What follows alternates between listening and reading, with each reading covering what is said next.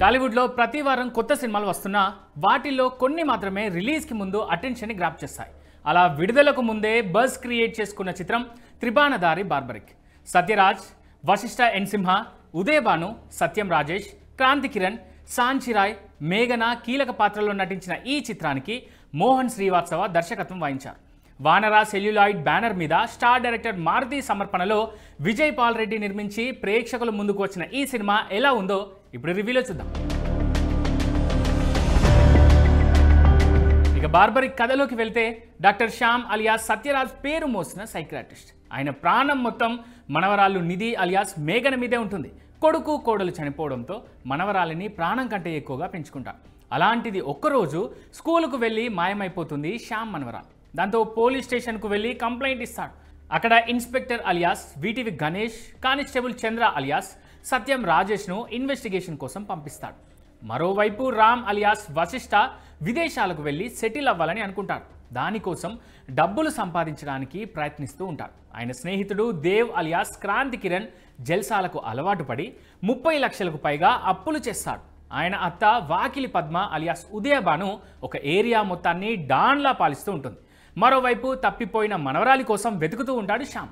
వీళ్ళిద్దరి కథలోకి సత్య అలియాస్ సాంచిరాయ్ ఎలా వచ్చింది, అసలు ఆ అమ్మాయి దొరికిందా లేదా అనేదే అసలు కథ. త్రిబాణధారి బార్బరిక్ ట్రైలర్ చూసినప్పుడు అందరూ సోషియో ఫ్యాంటసీ అనుకున్నారు. మహాభారతంలోని క్యారెక్టర్ తీసుకురావడంతో ఖచ్చితంగా ఇందులో కూడా ఏదో ఒక ఫ్యాంటసీ అంశాలు ఉంటాయని అందరూ అనుకున్నారు. కానీ సినిమాలో మాత్రం అలాంటివి కనిపించకపోవడం కాస్త డిసప్పాయింట్ చేసే విషయం. దర్శకుడు ఆ బార్బికుడి క్యారెక్టర్ ఇప్పటి కథకు లింక్ చేస్తూ స్క్రీన్ ప్లే రాసుకున్నాడు. అంతేకాని ఇందులో ఫ్యాంటసీ అంశాలు ఉండవు. స్టోరీ చాలా వరకు ఈజీగానే అర్థమైపోతుంది. ముఖ్యంగా శోభన్ బాబు హీరోగా నటించిన సర్పయాగం సినిమా ఛాయలు ఇందులో ఎక్కువగా కనిపిస్తాయి.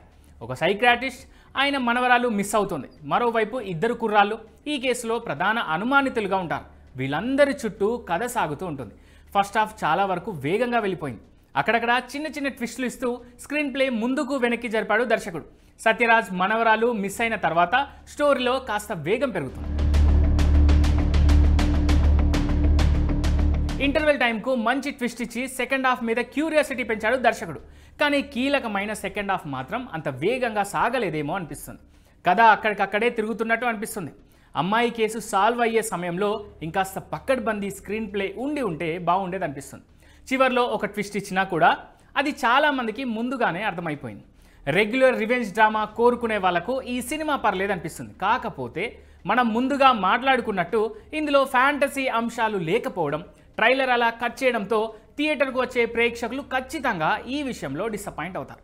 అలా కాకుండా ఒక కమర్షియల్ ఫార్మాట్ రివెంజ్ డ్రామా చూడాలి అనుకునే వాళ్ళకు బార్బరిక్ మంచి ఆప్షన్. ఇన్ఫ్యూజన్ బ్యాండ్ అందించిన సంగీతం పర్లేదు. పాటల కంటే బ్యాక్గ్రౌండ్ స్కోర్ చాలా బాగా అనిపించింది. Editing just okay. కేవలం 2 గంటల 8 నిమిషాల నిడివి మాత్రమే ఉండడం ఈ సినిమాకు చాలా పెద్ద ప్లస్ పాయింట్. రమేష్ రెడ్డి అందించిన సినిమాటోగ్రఫీ బాగుంది. సినిమాలో ఎక్కువ భాగం వర్షంలోనే సాగుతుంది. ఇక నిర్మాత విజయ్ పాల్ రెడ్డి ఖర్చు విషయంలో కథకు తగ్గట్టుగా ముందుకు వెళ్లారు. దర్శకుడు మోహన్ శ్రీవాత్స ప్రేక్షకులను మిస్లీడ్ చేశాడేమో అనిపిస్తుంది. ట్రైలర్లో సోషియో ఫ్యాంటసీ అని కాకుండా నేరుగా పాయింట్ చూపించి ఉంటే బాగుండేదేమో. రివెంజ్ డ్రామాలా చూస్తే మాత్రం ఇది పర్లేదు.